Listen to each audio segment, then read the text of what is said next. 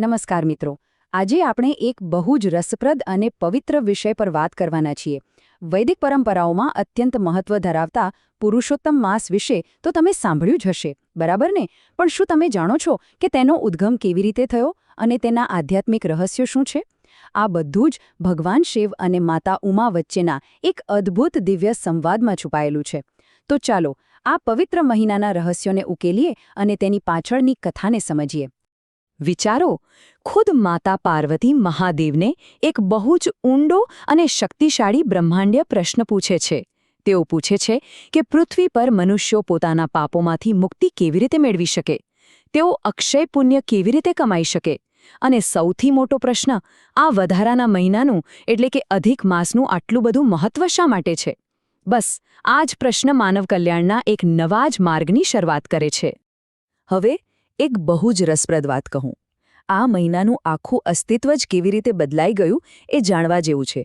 પહેલાના સમયમાં આ મહિનાને મલમાસ કહેવામાં આવતો, મતલબ કે એકદમ અશુભ અને કોઈપણ સારા કે શુભ કાર્ય માટે સંપૂર્ણપણે અયોગ્ય. પણ પછી કંઈક એવું બન્યું કે આજ તિરસ્કૃત મહિનો સીધો પુરુષોત્તમ માસ નામના પરમ પવિત્ર સમયગાળામાં પરિવર્તિત થઈ ગયો.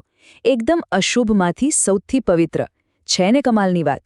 આ પરિવર્તન પાછળ એક બહુ મોટી દિવ્ય ઘટના રહેલી છે.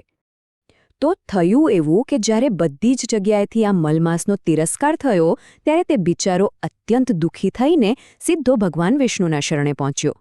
ભગવાન વિષ્ણુએ દખલગીરી કરી અને તેમણે માત્ર આ મહિનાનો સ્વીકાર જ ન કર્યો, પણ તેને પોતાનું સર્વોચ્ચ નામ પુરુષોત્તમ આપી દીધું. આટલું જ નહીં, ભગવાને વરદાન પણ આપ્યું કે આ માસ દરમિયાન જે કોઈ પણ વ્યક્તિ શિવશક્તિનું સ્મરણ કરશે, તેના બધા જ પાપો બળીને ખાક થઈ જશે અને તેને અક્ષય પુણ્ય મળશે. ખરેખર વૈદિક પરંપરામાં ઈશ્વરની કૃપા અને ઉદ્ધારનું આનાથી સુંદર બીજું કોઈ ઉદાહરણ હોઈ જ ન શકે. ગુણવતીની પૃથ્વીલોક પરની ભક્તિ. હવે આ બ્રહ્માંડીય વાતોને થોડીવાર માટે બાજુ પર રાખીને પૃથ્વી પરની એક બહુ જ હૃદયસ્પર્શી કથા સાંભળીએ, જે આપણને આ મહિનાનું સાચું મહત્વ સમજાવશે. આ ગુણવતી એકદમ પવિત્ર હૃદયવાળી બ્રાહ્મણ કન્યા હતી. નાની ઉંમરે જ તેના માતા પિતાનું અવસાન થયું, એટલે દુનિયામાં સાવ એકલી પડી ગઈ. આવી કરુણ શરૂઆત હોવા છતાં એણે ક્યારેય હિંમત ન હારી. તે જંગલમાં એક નાની ઝૂંપડી બનાવીને રહેવા લાગી. અને ખબર છે, તેણે પોતાનું આખું એ જીવન માત્ર ને માત્ર ભગવાન શિવ અને માતા ઉમાની ભક્તિમાં સમર્પિત કરી દીધું. એની આ અખૂટ શ્રદ્ધા જ આખી વાર્તાનો પાયો છે. પુરુષોત્તમ માસ દરમિયાન ગુણવતીની દિનચર્યા સાંભળશો તો આશ્ચર્ય થશે. એની સાધના બહુ જ કઠોર હતી. રોજ વહેલી સવારે નદીમાં પવિત્ર સ્નાન કરવાનું, પછી જંગલમાંથી વીણીને તાજા ફૂલો અને બિલીપત્ર લાવવાના, શિવલિંગ અને માતા ઉમાની અત્યંત ભાવપૂર્વક પૂજા કરવાની અને આખો દિવસ અન્ન જળનો ત્યાગ કરીને સંપૂર્ણ ઉપવાસ કરવાનો. આ 4 વાતો જ બતાવે છે કે સાચી અને નિસ્વાર્થ ભક્તિ કોને કહેવાય. અંતિમ દિવ્ય પરીક્ષા. હવે વાર્તામાં એક મોટો વળાંક આવે છે. ગુણવતીની આકરી તપસ્યા એટલી બધી પ્રબળ હતી કે ખુદ ઈશ્વરે એની કસોટી કરવાનું નક્કી કર્યું. જોજો, અહીં સાચી ભક્તિની કસોટી કેવી હોય છે. માતા ઉમા એક ભૂખે મરતી અત્યંત વૃદ્ધ સ્ત્રીનું રૂપ લઈને આવે છે અને ગુણવતી પાસે ભોજન માંગે છે. હવે આખો દિવસ ભૂખી રહેલી ગુણવતી પાસે વ્રત તોડવા માટે માત્ર થોડાક જ ફળો હતા. પણ જરાય વિચાર્યા વગર એણે પોતાના હિસ્સાના એ બધા જ ફળો પેલા માજીને આપી દીધા અને પોતે માત્ર પાણી પીને વ્રત ચાલુ રાખ્યું. આ ઘટના સ્પષ્ટપણે બતાવે છે કે સાચી ભક્તિ હંમેશા પોતાના કરતાં કોઈ ભૂખ્યા માણસની જરૂરિયાતને આગળ રાખે છે. આવો નિસ્વાર્થ ત્યાગ જોઈને માતા ઉમા પોતાના અસલી સ્વરૂપમાં પ્રગટ થયા. અને હા, તેમની સાથે સ્વયં ભગવાન શિવ પણ હતા. માતા ઉમાએ ગુણવતીને બહુ જ શક્તિશાળી આશીર્વાદ આપ્યા. તેમણે કહ્યું, તારા નિસ્વાર્થ ભાવ અને પવિત્ર વ્રતથી હું અત્યંત પ્રસન્ન છું. તારી દરેક મનોકામના પૂર્ણ થશે.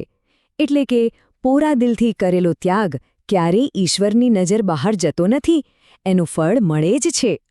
શાશ્વત આશીર્વાદ અને ફળ. ગુણવતીના આ નિસ્વાર્થ કાર્યની અસર માત્ર એ ક્ષણ પૂરતી સીમિત ન રહી, પણ સમયની સીમાઓ પાર કરી ગઈ. ભગવાન જ્યારે આપે ને, ત્યારે ખરેખર અઢળક આપે છે. સૌથી પહેલાં તો પૃથ્વી પરનું એનું જીવન માતાના આશીર્વાદથી એકદમ સુખમય બની ગયું. પછી મૃત્યુ બાદ એના પવિત્ર આત્માને વૈકુંઠધામ અને શિવલોકમાં ઉચ્ચ સ્થાન મળ્યું. અને વાત અહીં જ નથી અટકતી. એના પછીના જન્મમાં તે એક મહારાણી તરીકે જન્મી અને તેને અખંડ સૌભાગ્યનું વરદાન મળ્યું. આના પરથી સમજાય છે કે પુરુષોત્તમ માસમાં મેળવેલો પુણ્ય માણસની સાથે જન્મોજન્મ સુધી ચાલે છે. સાર્વત્રિક આધ્યાત્મિક તારણો. તો તમને થશે કે આ પૌરાણિક કથામાંથી આપણે શું શીખવાનું? આપણા માટે આધુનિક સમયમાં આ કથા કઈ રીતે ઉપયોગી છે? બોધપાઠ એકદમ સ્પષ્ટ છે. પહેલું, આ મહિનામાં કરેલી ભક્તિ ક્યારેય એળે નથી જતી. બીજું, અને કદાચ સૌથી અગત્યનું, ભૂખ્યાને અન્ન આપવું એ જ ભગવાનની સાચી પૂજા છે, ડાયરેક્ટ સર્વિસ છે ઈશ્વરની. અને બાકીના દૈનિક નિયમો બહુ સરળ છે. રોજ સવારે સ્નાન કરવું, ઉમા મહેશ્વરની પૂજા કરવી, દીવો પ્રગટાવવો અને પવિત્ર કથાઓ સાંભળવી. બસ શ્રદ્ધા, દાન અને આ નાની નાની દૈનિક વિધિઓ જ આ પવિત્ર માસનો સાચો પાયો છે. હવે જતાં જતાં એક બહુ જ ઊંડો પ્રશ્ન વિચારતા જઈએ. નિસ્વાર્થ દાન અને સેવાનો આ જે સનાતન સિદ્ધાંત છે એ આપણી આજના જમાનાની આધ્યાત્મિક પ્રથાઓને કેવી રીતે બદલી શકે છે? શું આજના આ સ્વાર્થી અને ઝડપી યુગમાં પણ આવી નિસ્વાર્થ ભાવના કેળવવી શક્ય છે ખરી? જરા વિચારજો. મને ખાતરી છે કે આજના આ વિશ્લેષણથી તમને પુરુષોત્તમ માસનું મહત્વ અને સાચી ભક્તિની તાકાત ચોક્કસ સમજાઈ હશે. ફરી મળીશું આવી જ કોઈ રસપ્રદ માહિતી સાથે. આવજો.